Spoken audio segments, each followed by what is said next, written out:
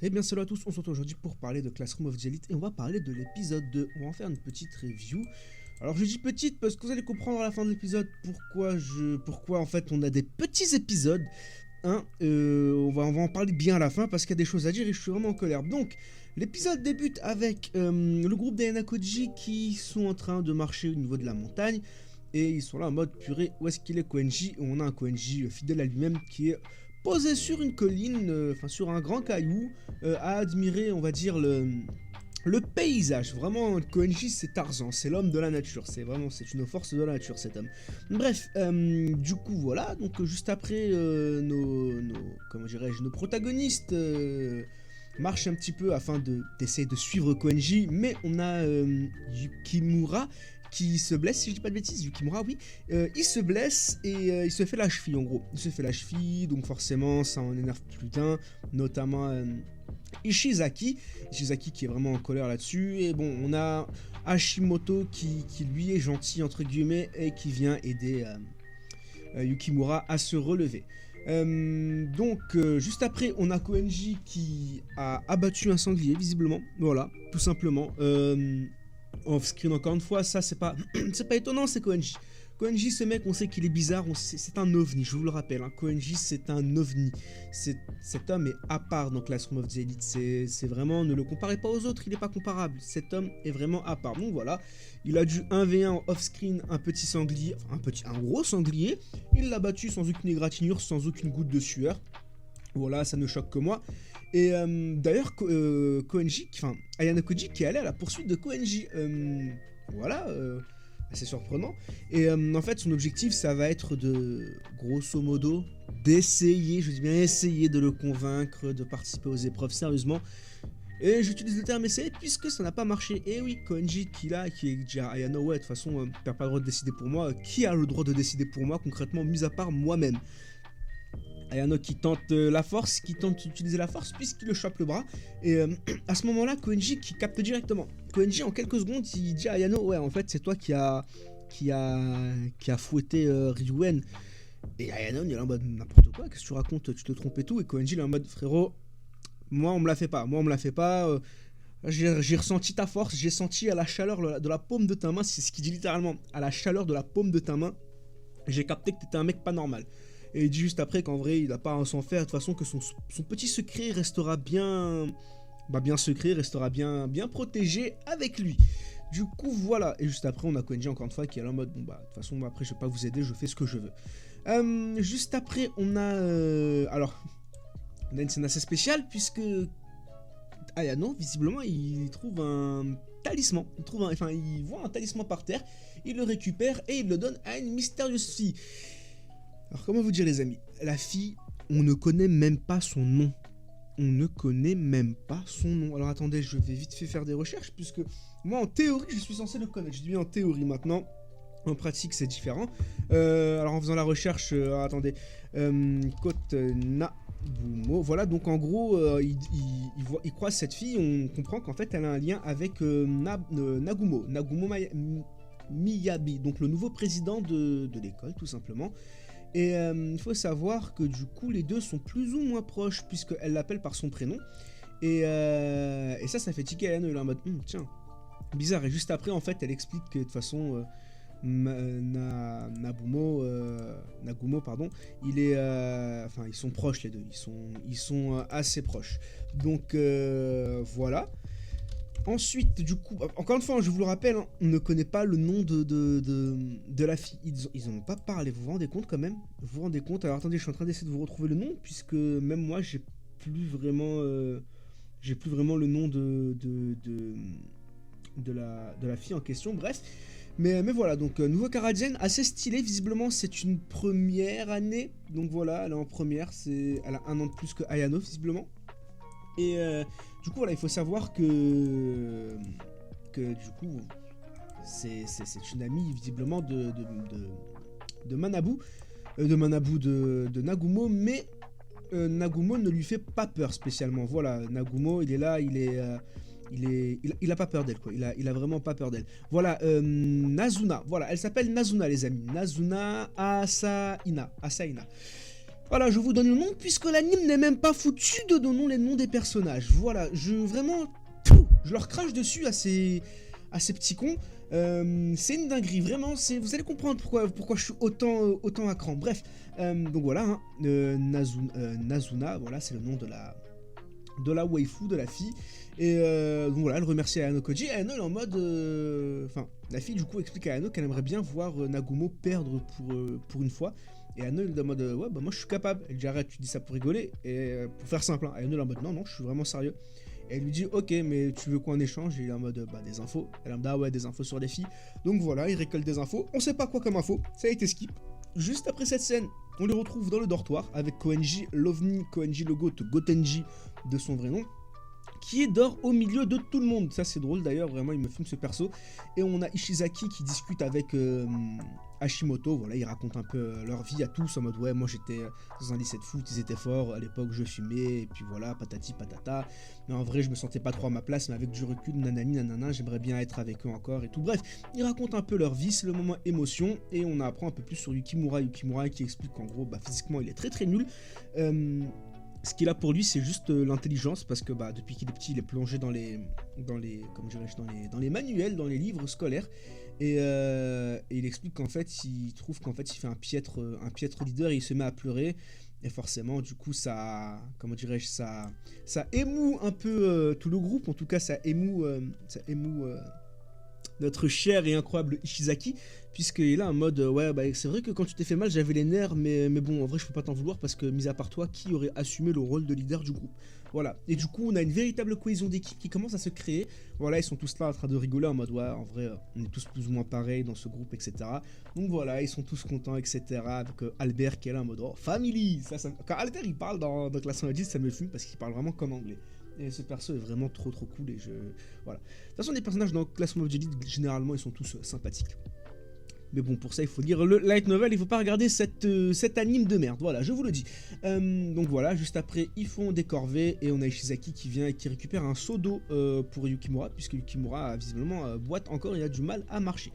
Juste après Yukimura qui a plus ou moins un plan, il a élaboré un plan pour la course à relais, puisqu'on apprend qu'en fait dans cette course de relais, plutôt pas course à relais, excusez-moi, on apprend qu'en fait tous les élèves doivent faire une certaine distance au minimum, mais ils n'ont pas de distance maximum, vous voyez.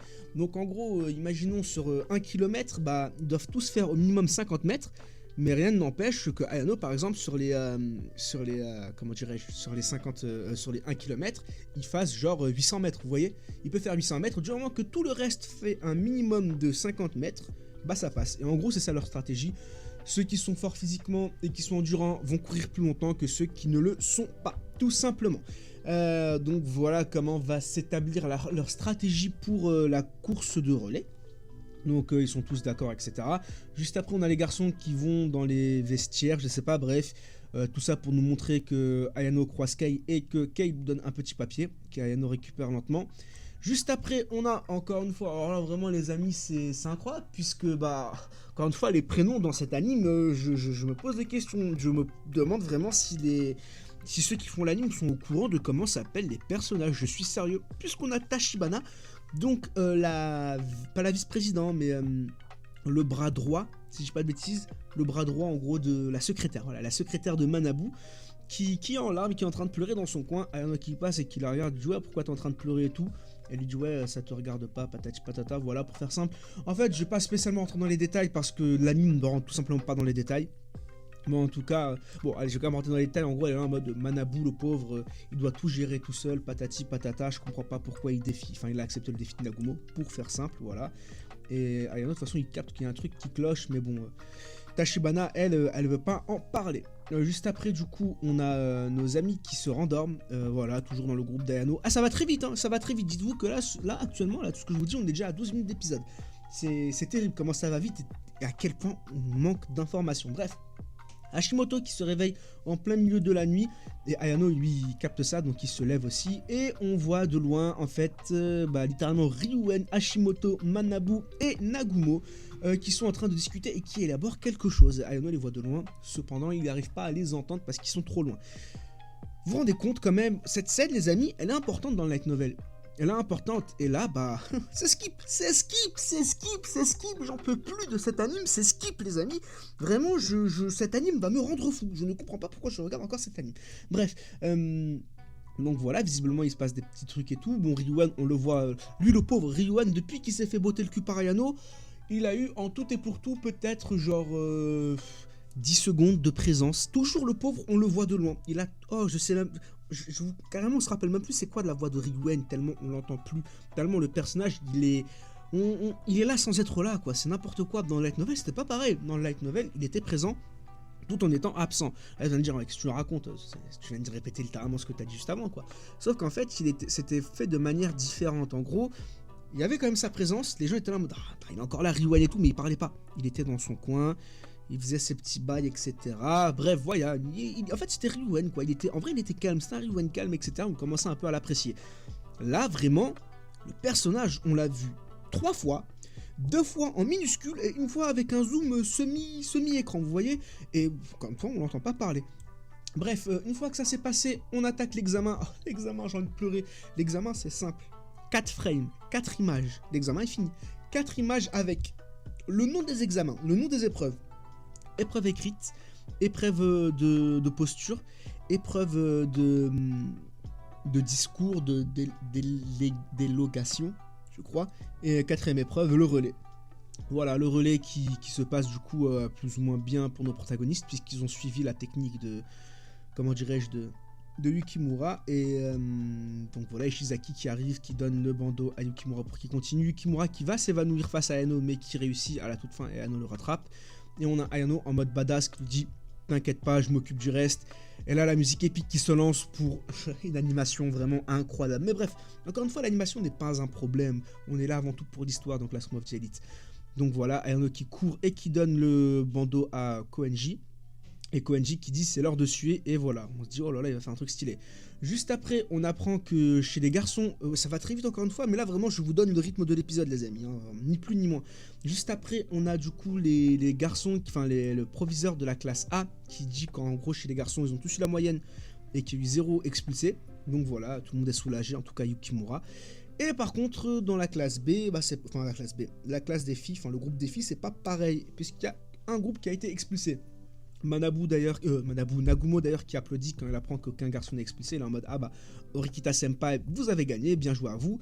Sauf que Nagumo on le sent pas, on sait très bien qu'il trame quelque chose et ça ne s'est pas fait attendre puisque bah en fait en gros bah le groupe de Tachibana en fait a été exclu et la personne qui va choisir qui va être exclu du groupe, c'est-à-dire la leader du groupe, a choisi Tachibana. Et là on se dit, oh là là, comment ça va se passer, Tachibana, elle va être exclue. On s'en fout du perso, littéralement dans l'anime.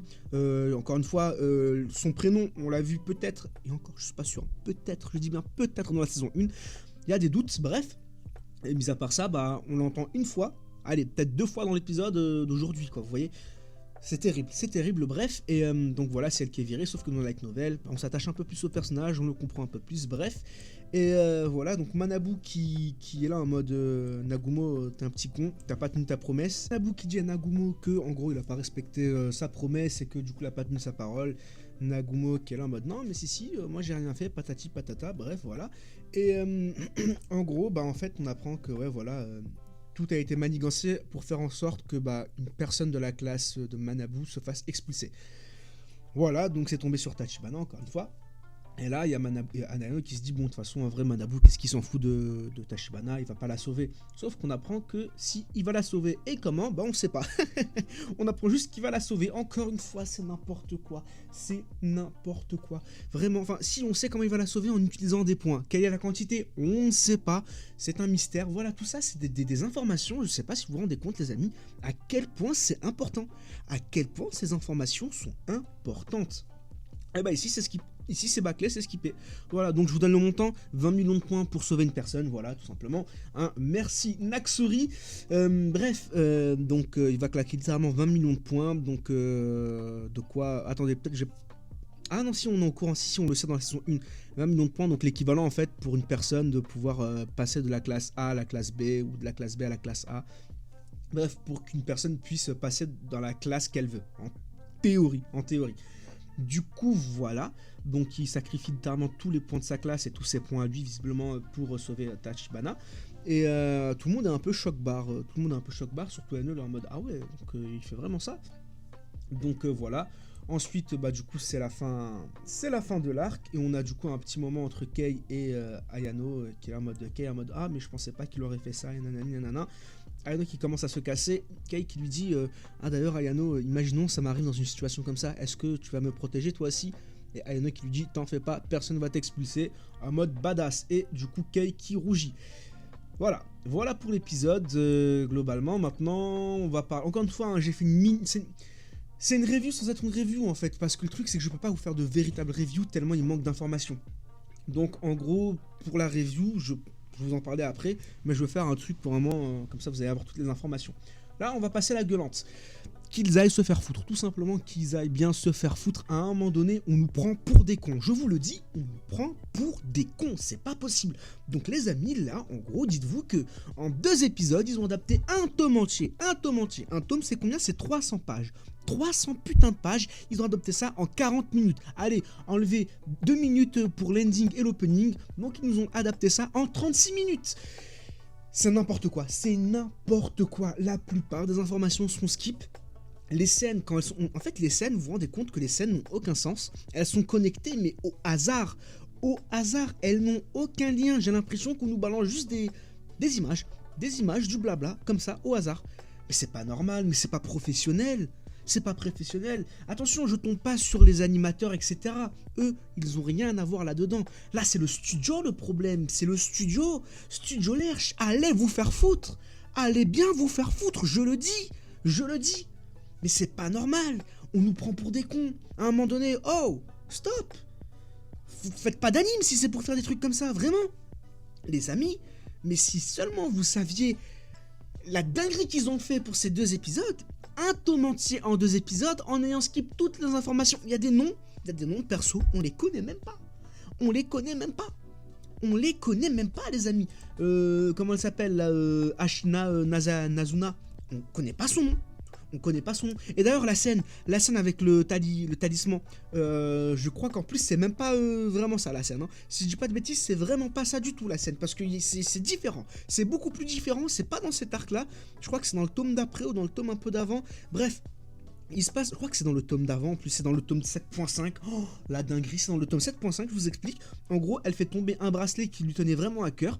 Ayano le croise, il prend le bracelet et il tombe sur justement, Ashina, Asaina qui est en train de chercher son bracelet en panique. Et c'est comme ça qu'ils apprennent à faire connaissance. Là, ils nous le ramènent d'une manière incohérente, et puis on connaît même pas le nom du personnage.